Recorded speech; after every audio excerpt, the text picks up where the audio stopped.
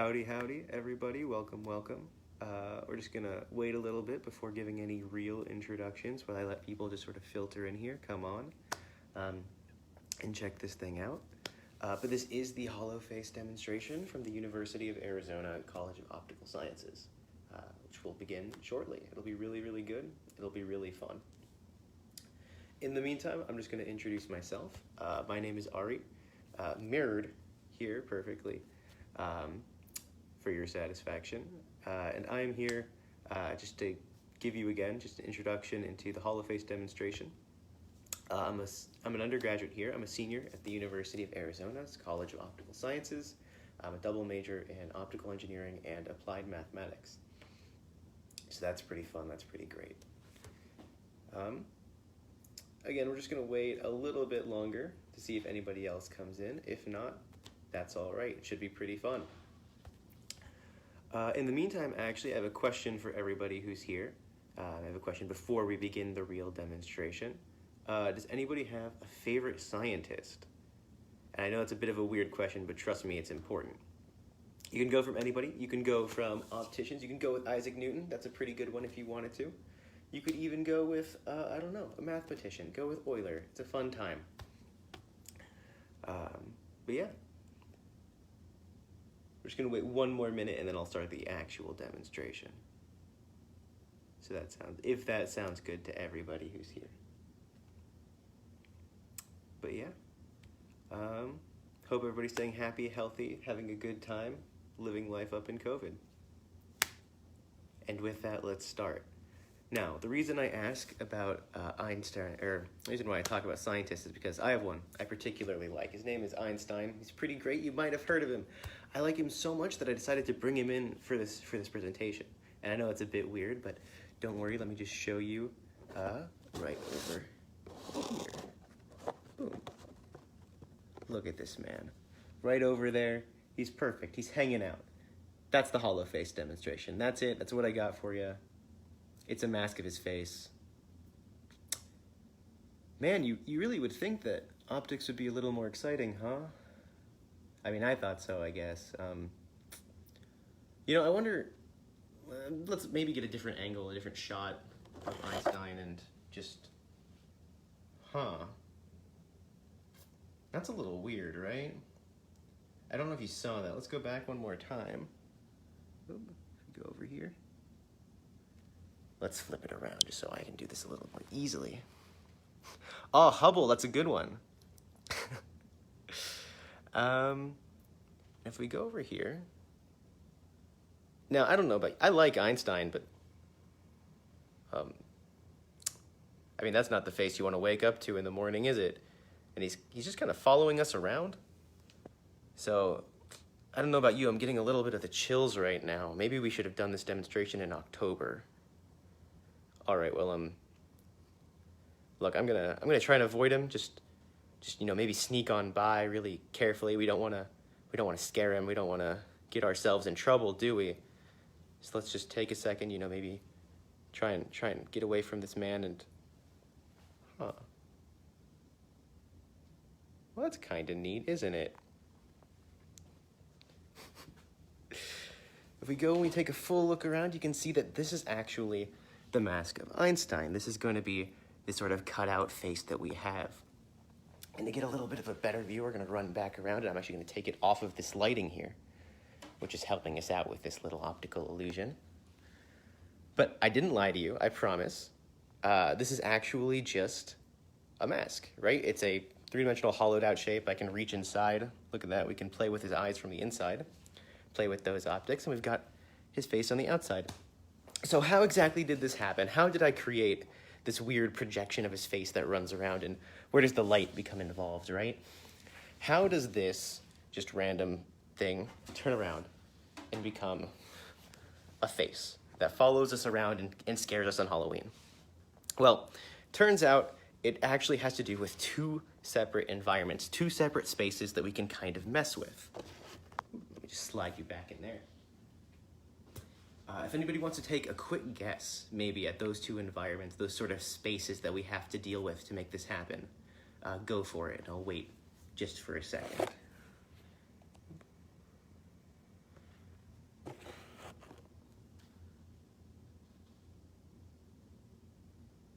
I know that was a bit of a general question, and that's totally fine. I'll give you a hint. One of them is in the very name of the college I'm standing in. It's a pretty great sort of spot. We got to deal with optics space, sort of the space of light, and more importantly, light in the real world, where it's going to travel back and forth. It's going to travel between objects and into our eyes. And the second space, the space that actually makes this an illusion, that makes it kind of spooky and a little bit scary for us. Yes, perfect. The second space is actually going to be a mental space, or the space in our brain, because it turns out that this illusion can only exist in our heads, and it doesn't really exist anywhere else. So,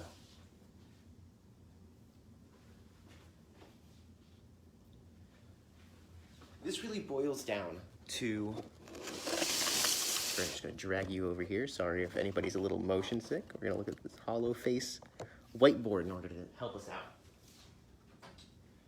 The hollow face illusion actually comes from a really interesting sort of math problem, which I promise I'm not going to talk about for too long. I don't want to torture you fine people. But this problem can be represented by the fact that we live in a three-dimensional world. At least, I hope we do. If you don't, I don't know what to say to that. That's a problem. But we have objects that exist in three dimensions, right? We have boxes or spheres or whatever we want.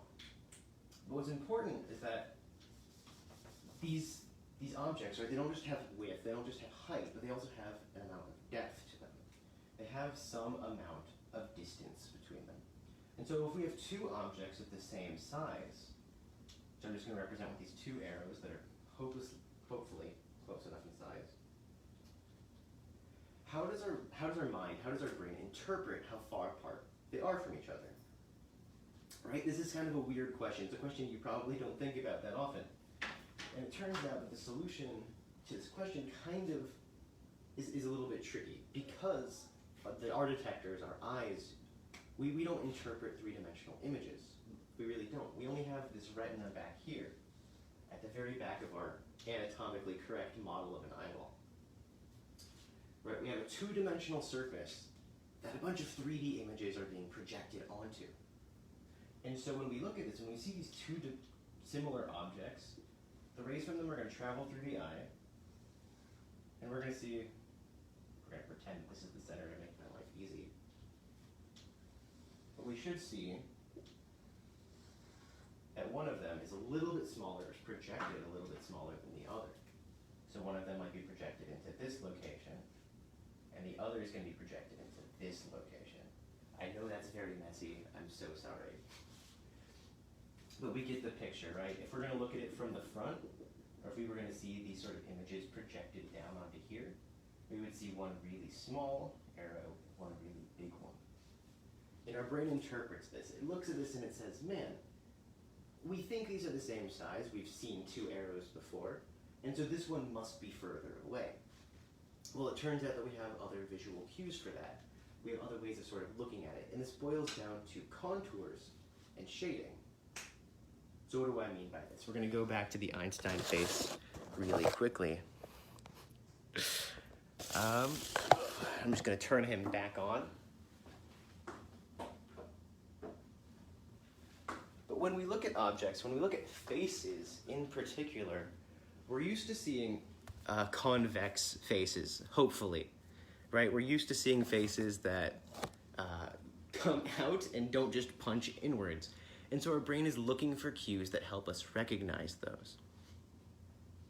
At the same time, we usually see faces lit from above, usually from sunlight or from lamps, or, you know, if you're very fancy, you might have a chandelier.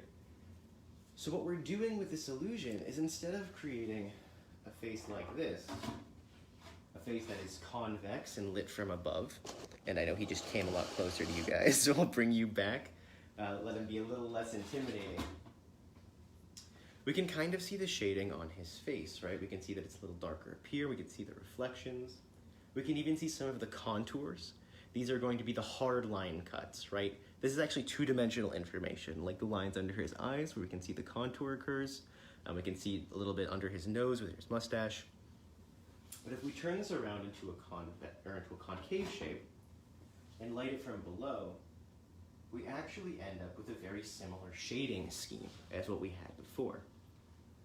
So what we're doing is we're creating a very similar sort of gradient over the entire object, and our brain looks at that. It sees little pieces of it, and it sees parts that might be wrong, but it takes a look at them, and it says, no, the shape can't be concave, because I've never seen a concave shape before, or concave face, excuse me.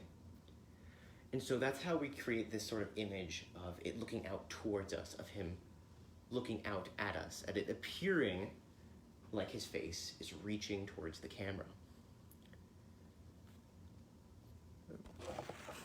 But we still have a small problem, right?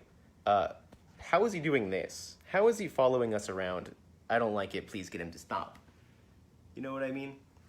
It turns out that this can also be explained using math, but we're not going to go too heavily into that because, again, I don't want to torture you fine folks.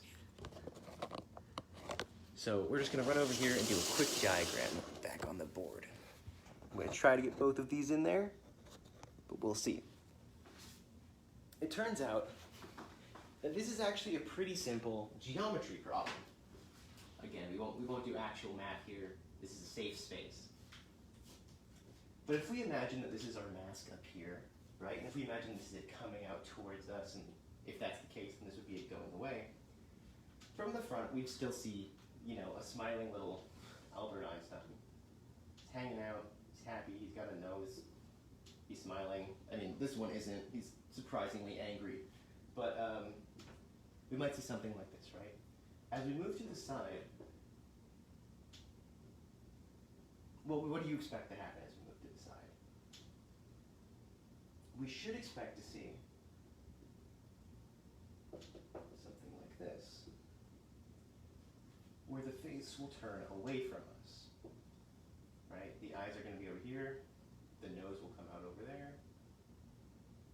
and the smile will be to the side. So we're going to start seeing the profile of the nose, and the eyes are going to be a little bit further out. And this should hopefully make sense. We're used to this. This is what our brain likes. It's what we interpret. But if we take a look down here, just at the next faces, let me make sure that you guys can see. Yes, perfect. We're actually going to enter the similar situation, at least to begin with, right? We're going to start with our happy little smiling face. And even though it's concave, the shading on it will make it look like it's normal. Will make it look like it's protruding. You will notice small differences between the convex and concave faces if you put them up next to each other, but for the most part, they're close enough to deceive anybody who might look at them. But this is where contours come in. This is where the interesting parts happen. Is as we move further and further out to a point over here, what do you expect to happen to the face?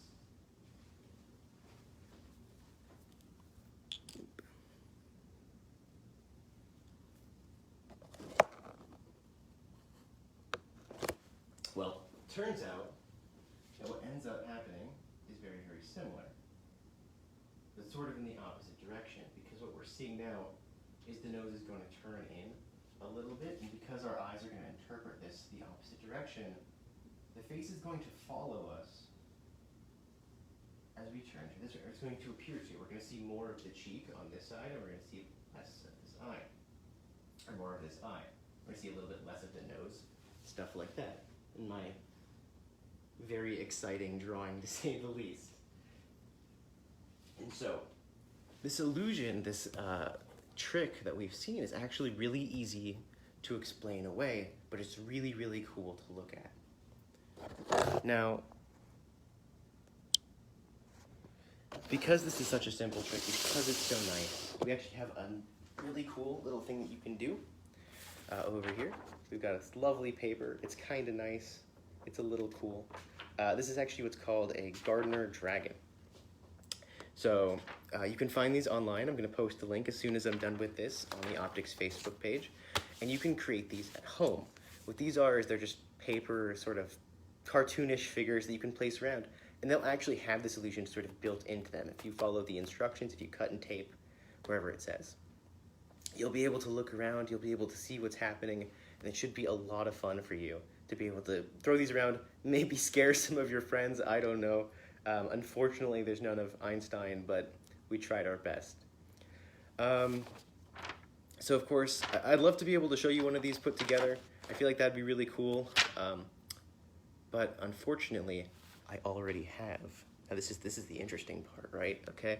Now if you've been paying attention in this video, we've already shown you like 15,000 of these.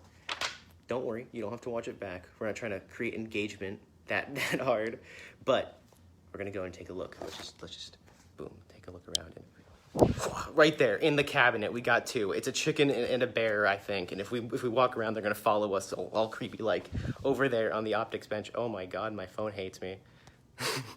On the optics bench, look at that. We got a dragon and I think that's a frog. They're gonna follow us as we run around, and oh my god, there's a goat in the interferometer. What the hell is happening? This is insane. It's just gonna in the toolbox, on the desk, and just when you thought it was over, right up no my god, don't look at me, please. Right up there on top, we've got a T-Rex. Oh, there we go. We've got a T-Rex. We've got a dragon. They're gonna kind of follow us around. My phone's camera quality is bad, I know. I'm so sorry. And of course, University of Arizona College of Optical Sciences Professor Dr. Mike looking down on us from the heavens. Or a cabinet, I don't know. I'm sorry about that. Can't resist a little bit of fun. As a parting gift, I'll show you Einstein one more time. I hope you all are staying happy, healthy, and safe. I hope you guys keep it up. I hope this was enlightening for you all. And I hope you have a fantastic 3-day weekend.